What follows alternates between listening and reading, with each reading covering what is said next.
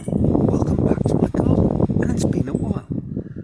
I try to make these videos once a week, but last week kind of ran away with me. I did film one of my chess videos, but even that I didn't release until earlier this week. So it was just one of those weeks that caught up with me, but it required reflection. When these things happen, it's better to think early on if there's a trend that you need to counteract. And it provoked a question in me. Well, why am I not doing the things that I want to do, that I think are valuable, that are worth doing? Even on a more grandiose level, the things that I'm meant to do, that I must do. And I think we all need to ask that question. In this modern age, perhaps in every age, but in this modern age, I think far too many of us will find ourselves at certain points on reflection, concluding that we do very little of the things that we really should be doing, that we're meant to do, that is the ultimate expression of ourselves, and far too much of things that other people want us to do, whether it's individuals or society, or we just distract ourselves slowly, relentlessly to the grave. Cocoon of comfort. And I've spoken about these themes a lot. It's one of the threads that runs through, I suppose, the last 5 years of these videos. Now, on the most general level, let us imagine that there is a thing or things that you are meant to do. Your canvas that you're supposed to complete. Why aren't you doing it? Now, there are a variety of very different reasons, that fall into a few categories. I guess the first would be you simply have no idea what it is that you are meant to do, that you're supposed to be doing. And that's fair enough. I suspect that's at the root of certain kinds of midlife crises. You spend your life seemingly doing the right thing, and you reach a certain point and you ask yourself, why? Why have I been doing this? What's the point? And you might also find yourself asking yourself the question a little bit later on in your life, much later on in your life, why didn't I do this when I had the chance? And that is a disturbing scenario. It is when you listen to people talk, these sort of palliative nurses, people that work with those close to their last moment. People tend not to regret the things they did do, whether they were successes or failures, but the things that they didn't do, the chance that they didn't take, or the thing that they always dreamed of doing but didn't. Perhaps you don't know what that thing is. Well, then you need to start finding out, and fast, because time is ticking. In my case, over the last week or so of reflection, I do know the things that I feel I want to do, that I'm meant to do. They're not the same things that I did before. For a long time I was a mathematics teacher, and that made a lot of sense to me, and that was fine. But that time came and went, and when I think about it now, it almost seems like part of the purpose of being that version of me was to prepare myself for this version of me. Of course, that's a sort of reconstructed narrative, very convenient. And I guess we all do that a little bit. We're looking back and we sort of, that phrase that has been mentioned many times here and elsewhere, the sort of Steve Jobs phrase, we join the dots backwards. Anyway, perhaps you aren't doing this thing that you're meant to do, and whether you have an inkling what it might be or not, actually there's something, a deeper underlying reason, that you simply don't believe there is such a thing, that you have a different view of purpose in life. And perhaps you think that, well, nothing really means anything. A sort of nihilistic, existential abandonment. There is no purpose. We are simply specks of dust on a planet whirling around amongst billions of other planets in a seemingly endless universe, and nothing means very much. So it's pointless asking the question why. All this navel gazing, just get on with it. Enjoy yourself. Follow your gut. Be happy. And that's fine. And if that is what you're doing, and you are happy, and you really are in touch with yourself, and you're enjoying life, and all seems right with the world, well, fine. Good luck to you. Congratulations. I don't think that there is a universal secret, and I do think that there are some people out there, it seems to me, that do live these sorts of lives. But if you're a person watching this video, you are probably someone like me who has at some point found yourself asking the question, really, is this all there is to life? For a long time at school, university, and throughout my teaching career, I had a kind of different answer.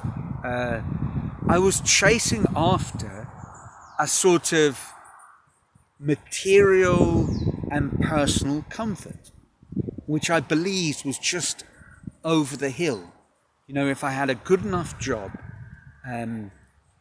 spent time with the right sorts of people, built up the right sorts of relationships, that was what it was all about.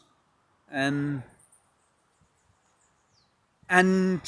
at that point, I sort of once again find myself drawn to that, the Jim Carrey quote, which I apologise, I have mentioned many times on this channel, in a very bizarre twist in his life. He gave a series of really out there interviews. But one of the more grounded comments that he made was something along the lines of, I wish everyone all the material and personal success in the world. And I want them to have it so that they realise that solves nothing. I can't remember the exact quote, but that's really the essence of it. You run around pursuing, your dream girl, dream job, money, success, accolades, whatever, and when you get them, you find yourself asking, is this it? Now, part of my sort of existential ruminations this last week were brought about because, and this was also one of the reasons why sort of videos weren't published or made sooner. I had a string of visits to the gallery, and those really do motivate and encourage me, because you get to see what you've been doing through other people's eyes. And the fact of the matter is, when people come in this case, there were people from all over the world, France, different parts of Brazil, Austria, all sorts of places. And everyone was incredibly impressed. And I say that not to brag, but because, that's, it means a lot to me. I'm very grateful for these kind of comments. And sometimes I need to hear them, and I need to repeat them, because you start taking things for granted. It sort of gets bottled up, or not bottled up, buried inside. And you forget to count your blessings, so to speak, and also recognize what you have accomplished and what you have been doing. And in my case, when people come to the gallery and see the sort of fruits of 10 years and 10,000 hours of work, and they see the art that I've been doing, and getting encouragement for that, makes me realize that actually committing to doing something, chasing after something that is much more ambitious, to realize a vision that you have, to bring it out of yourself, out of the sort of cobwebs of your mind, and put it out into the world, is a fine thing. If truth be told, I suppose I was always a bit of a dreamer, and when I was growing up, I had all manner of these kind of grand plans. And I had them, and I might have taken the first few steps, but I never really went very far down that road. And I never realized the full vision of what I'd imagined. And I thought it was because I was, sometimes because I was just lazy. I think I understand things a little bit more clearly now, and it's one of the things I want to do in these videos, is share these ideas, because I think it wasn't that I was some kind of weird, unique individual. I think everybody's like that. I think it's part of being human. I really do. And I went for a long time in my life simply not taking my greatest ambitions seriously.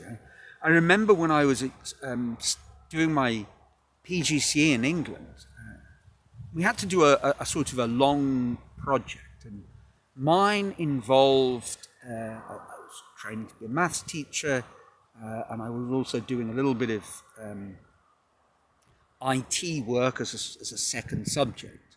And I'm not really a computer person, so I started teaching Logo programming.